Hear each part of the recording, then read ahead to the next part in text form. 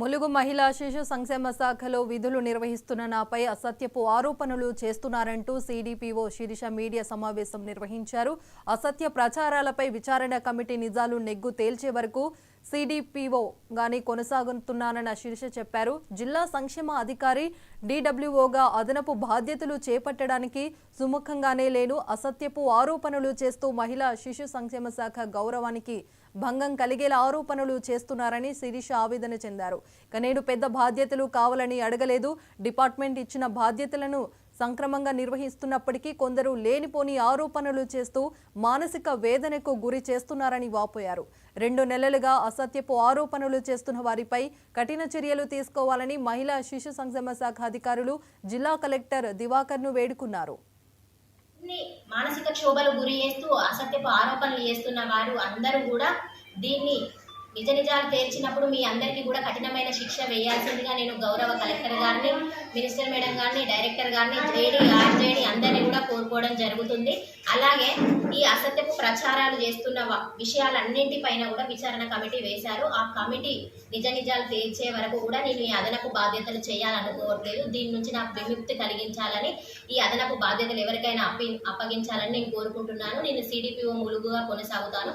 నాకు ఈ DWFAC అని ఇచ్చి ఇన్ని బాధలు పెట్టిస్తున్న ఎవరైతే అసత్య ప్రచారాలు చేస్తున్న వారిపై గవర్నమెంట్ తక్షణమైన నిజాలు తేలిన పైన వారిపైన చర్య తీసుకోవాలని, ఈ బూటకపు డ్రామాలన్నీ కూడా బయటికి తీసుకొచ్చి వీళ్ళకి సంబంధించినవి అన్నీ కూడా నిగ్గు తేల్చాలని, ప్రతి ఒక్క నిజాన్ని అంగన్వాడీ కేంద్రం ఉంటుంది, అది లేదని చెప్తారు, రెంట్ ఉంటుంది లేదని చెప్తారు. 2018 నుంచి ఉన్న రెంట్లను 2024లో నా పీరియడ్లో అవి లేవు అని చెప్పేసి అంటున్నారు. అప్పుడు ఇప్పుడు DWOలుగా ఉంటారు, ఇవన్నీ చేస్తారు. మళ్ళీ నేను సిడిపిఓ ఉన్నప్పుడు వెంకటాపురంలో ఒక గొడవ లేదు, మంచిగా వర్క్ చేశారు, ఎవరు కూడా ఏమి ఇబ్బంది లేదు, ఇవన్నీ చేస్తున్నారు. అయినప్పటికీ కమిటీస్ వేశారు కాబట్టి ఆ కమిటీ ఇచ్చిన రిపోర్ట్ని బేస్ చేసుకొని మేము ఆ కమిటీకి సపోర్ట్ చేస్తాము, అన్ని ఎవిడెన్స్లు ఇస్తాము, నేను దీనికి సహకరిస్తాను. నాకు ఈ DWFAC నుంచి వెళ్ళి విముక్తి కలిగించాలని కోరుకుంటున్నాను. ధన్యవాదాలు.